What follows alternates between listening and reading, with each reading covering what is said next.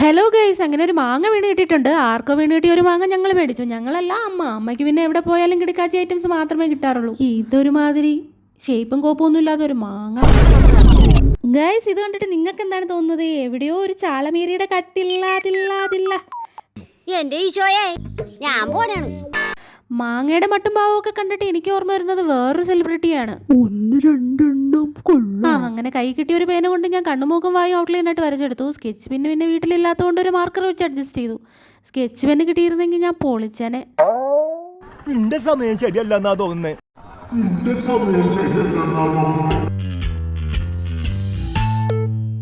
അങ്ങനെ ഫൈനലി മാങ്ങയുടെ ലുക്ക് ഇതാണ്. നിങ്ങൾ ഉദ്ദേശിച്ച ആളായെന്നൊന്നും എനിക്കറിയില്ല. എവിടെയോ എന്തോ ഒരു തകരാറ് പോലെ. ഉറങ്ങിക്കിടന്ന കലാകാരിയെ പുറത്തെടുക്കാൻ പിന്നീട് കാട്ടിക്കൂട്ടിയ കത്തിക്കുത്ത് പ്രയോഗങ്ങൾ നൈസായി പാളിയില്ലല്ലോ അല്ലേ? എല്ലാം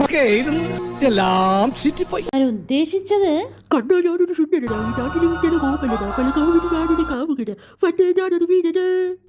ഇനിയിപ്പൊ അങ്ങനെ പറഞ്ഞാ മതി.